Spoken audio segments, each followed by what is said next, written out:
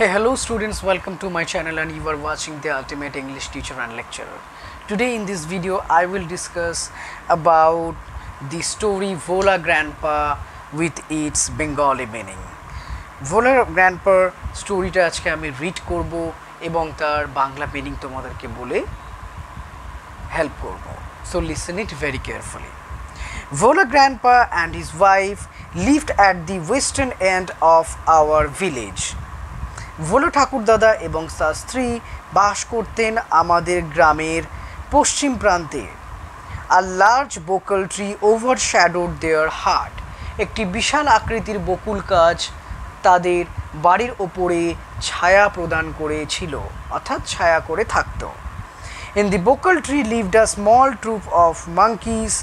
Vola Grandpa and his wife did not mind it. আর সেই বকুল গাছে একদল বাঁদর বাস করত, যেটা ভোলা ঠাকুরদা এবং তার স্ত্রী মেনে নিয়েছিল, তাতে তাদের কোনো সমস্যা ছিল না. One moonlight night, এক পূর্ণিমার চাঁদের রাতে আর পূর্ণিমার আলোর রাতে, we were returning from a festival. যখন আমরা একটা উৎসব থেকে ফিরে আসছিলাম. The road was long and foggy. রাস্তাটা তখন ছিল অনেক লম্বা এবং কুয়াশায় ভর্তি বা কুয়াশায় পরিপূর্ণ বা কুয়াশাচ্ছন্ন. I was riding on the village চৌকিদার's shoulder. আমি গ্রামের যে চৌকিদার ছিল অর্থাৎ পাহারাদার ছিল, যিনি গ্রাম পাহারা দেন রাতের বেলায়, তার কাঁধের উপর চড়ে ফিরছিলাম. এখানে আমি ফিরছিলাম মানে এখানে আমি বলতে বোঝানো হচ্ছে ন্যারেটরকে, অর্থাৎ ন্যারেটর নিজেই এই গল্পটা বলছেন. Suddenly Vola Grandpa let out a loud wail. হঠাৎ করে ভোলা ঠাকুরদা তীব্র বা তীক্ষ্ণ চিৎকার করে উঠল. Everyone in our party was surprised. আমাদের দলের সবাই তার চিৎকার শুনে অবাক হয়ে গেল. We halted. আমরা তড়িঘড়ি করে দেখতে লাগলাম যে আসলে কি হয়েছে. Enquiry revealed that Vola Grandpa had taken his grandson to the festival. তদন্ত করে জানা গেল যে ভোলা ঠাকুরদা তার ছোট নাতিকে তার সাথে উৎসবে নিয়ে গিয়েছিল. He had tightly held on to the two little fingers of the boy. He did not realize when those fingers slipped out.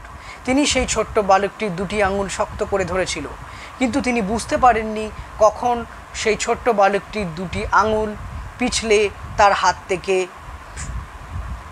সরে গেছে বা বেরিয়ে গেছে. Vola Grandpa was continuing as before. ভোলা ঠাকুরদা আগের মতোই বলতে থাকলো. The someone asked Vola Grandpa what he was gripping. যখন কেউ আরও একবার তাকে জিজ্ঞেস করলো তিনি কি ধরেছিলেন. He remembered his grandson and let out a loud wail. তিনি তার নাতির কথা মনে করে আবার তীক্ষ্ণ চিৎকার করে উঠলেন. Next para. My father chose two sharp-eyed men from our party to go back with Vola Grandpa to the festivals. আমার বাবা দুজন ভালো দৃষ্টিসম্পন্ন মানুষকে ঠিক করে দিলেন, যারা ভোলা গ্র্যান্ডপার সাথে আবার সেই উৎসবে গেল তার নাতিকে খোঁজার জন্য. The grandson was found before long. কিন্তু তারও অনেক আগে তারা তার নাতিকে খুঁজে পেল. He had taken a cozy shelter under the cow's belly. তার নাতি ততক্ষণে একটি গরুর পেটের তলায় বসে আরামদায়ক আশ্রয় নিয়েছিল. Next, I remember another funny incident about Vola Grandpa related by my father. লেখক বলছেন আমি আরও একটা মজাদার গল্প স্মরণ করতে পারছি যেটা ভোলা ঠাকুরদার সাথে সম্পর্কযুক্ত. It had been a rainy afternoon. এটা ছিল এক বৃষ্টির বিকেলবেলা. Vola Grandpa, wild with excitement, told my father and his friend that he had seen a gang of pirates. ভোলা ঠাকুরদা খুব উত্তেজিতভাবে আমার বাবা এবং তার বন্ধু বান্ধবদের বললেন যে তিনি একদল পাইরেট অর্থাৎ জলদস্যু বা ডাকাতদের দেখেছেন. They were burying a large box under one of the sand dunes on the seashore by our village. তারা একটা বড় বাক্স বালির ভেতরে পুঁতে দিচ্ছিল আমাদের গ্রামের নিকটবর্তী সমুদ্র তটের মধ্যে. At once father and his friends started looking for the hidden treasure. সেই মুহূর্তেই বাবা এবং তার বন্ধুরা সেই গুপ্ত সম্পদের খোঁজ করতে লাগলো. Evening passed on to night. সন্ধ্যা থেকে রাত হয়ে গেল. Moonlight came in through the clouds, মেঘেদের ফাঁক থেকে বা মেঘেদের মাঝখান থেকে চাঁদ বেরিয়ে পড়ল, অর্থাৎ চাঁদের আলো বেরিয়ে এলো। A pack of jackals were howling, একদল শেয়াল তখন ডাকছে।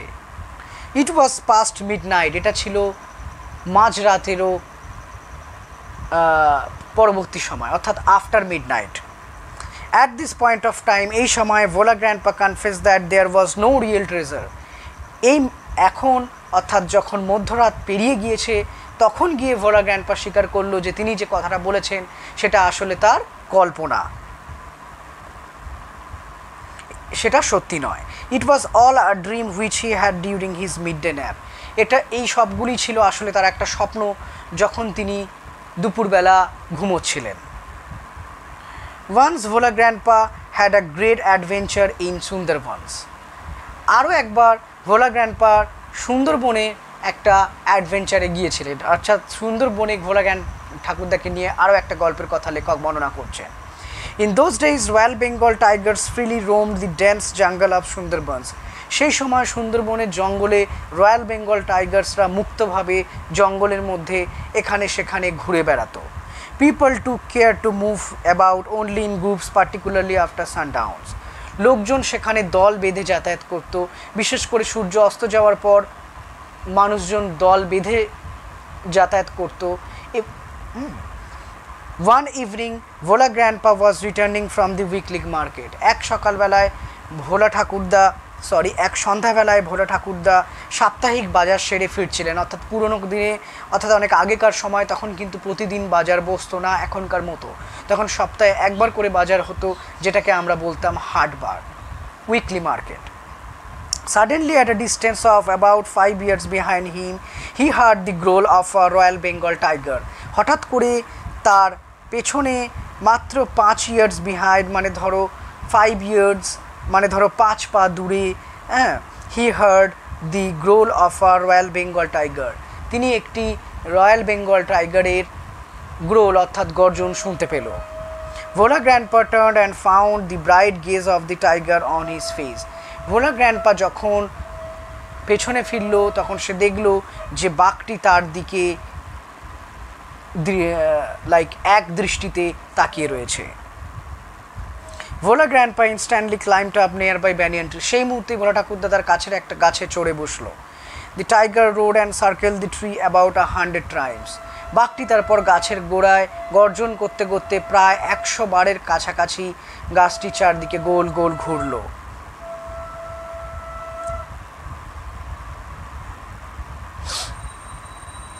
Then it settled down under a bush without taking its eyes off him, তারপর সে তার চোখ না সরিয়ে কাছেই একটি জঙ্গলের কাছে বসে পড়ল। উইথ নাইটফল, রাত্রি যখন ঘনিয়ে এলো, দি ফরেস্ট গ্রিউ ডার্ক অ্যান্ড সাইলেন্ট, জঙ্গল আরও অন্ধকার গভীর হয়ে এলো এবং নিস্তব্ধ হয়ে এলো। Bhola grandpa could hear the tiger beating its tail on the dry leaves, Bhola ঠাকুরদা শুনতে পেল তখনও বাঘটি তার লেজটি শুকনো পাতার মধ্যে আঁচড়াচ্ছে বা খসখস করে আওয়াজ করছে। আওয়ার পাস্ট, এরকমভাবে ঘন্টার পর ঘন্টা কেটে গেল। Dawn broke with the cooing of doves, শেষে ঘুঘু পাখির ডাকের সাথে প্রত্যুষ অর্থাৎ ভোরবেলা এসে উপস্থিত হলো। ভোলা গ্র্যান্ডপা কেম ডাউন, ভোলা ঠাকুরদা গাছ থেকে নেমে এলো। There was a group of men on a mount a little away, কাছেই একটা উঁচু মাউন্ট অর্থাৎ স্তূপের উপরে কিছু মানুষ দাঁড়িয়েছিল। Bhola grandpa climb the mount and requested the first man, Bhola grandpa সেই মাউন্টের অর্থাৎ স্তূপের উপরে উঠে প্রথম মানুষটিকে অনুরোধ জানালো for some water to drink, তাকে কিছু জল পান করানোর জন্য। The man had seen the tiger waiting, মানুষটি দেখেছিল বাঘটি অপেক্ষা করছিল। হি ওয়াজ মাচ বিওয়াইল্ডার্ড, তিনি খুবই আশ্চর্য হয়ে পড়েছিলেন। বিওয়াইল্ডার্ড মানে অবাক এবং প্রচণ্ড আশ্চর্য হয়ে যাওয়া। What is your secret that you simply walk the past the hungry beast and it did nothing, তিনি তাকে জিজ্ঞেস করলেন আপনার গোপন রহস্যটা কী, কীভাবে আপনি ওই ক্ষুধার্ত বাঘের মুখ থেকে আপনি বেঁচে গিয়ে গাছে গিয়ে উঠে পড়লেন। And the hungry beast and it did nothing, এবং সেই ক্ষুধার্ত বাঘটি আপনাকে কিছুই করলো না। হি আস্কড ভোলা গ্র্যান্ডপা, তিনি ভোলা ঠাকুরদাকে জিজ্ঞাসা করলেন। The tiger was test its limbs and yawning, বাঘটি তার পাগুলো লম্বা করে স্ট্রেচ করছিল এবং ইয়ার্ন করছিল, অর্থাৎ যখন সে তার শরীরটাকে প্রসারিত করছিল। Then Bhola grandpa remembered the tiger and looked at it. তখন ভোলা ঠাকুরদা বাঘটির কথা মনে পড়ল এবং তার দিকে দেখল। Bhola grandpa almost lost his sense in fear. Bhola grandpa প্রায় ভয়ে জ্ঞান হারিয়ে ফেলল। He ran back home. সে শীঘ্রই দৌড়ে বাড়ি ফিরে গেল। Half a century later, Vola Grandpa left us forever one morning at the age of 95. প্রায় অর্ধ শতক পরে, অর্থাৎ 50 বছর পরে, এই ঘটনার 50 বছর পরে ভোলা ঠাকুরদার আমাদেরকে চিরকালের মতো ছেড়ে চলে গেল 95 বছর বয়সে। His 80 years old wife lamented much. তার 80 বছর বয়সের স্ত্রী তার জন্য দুঃখ প্রকাশ করল। She said with a sigh, তিনি দীর্ঘশ্বাস ফেলে বললেন, The old man must have forgotten to breathe. বৃদ্ধ মানুষটি শ্বাস নিতে ভুলে গেছে। And you will have the two word notes there, sand dunes মানে small hills of sand formed by word. বালি দিয়ে তৈরি ছোট্ট ছোট্ট পাহাড়ের মতো উঁচু স্তূপ, that is called sand dunes. Bewildered মানে confused, মানে কি করা হবে বুঝতে না পারা বা অবাক হয়ে যাওয়া, সারপ্রাইজড হওয়া। So subscribe the channel and push the bell icon. You will get the textual question answer of the story details of Vola Grandpa very soon.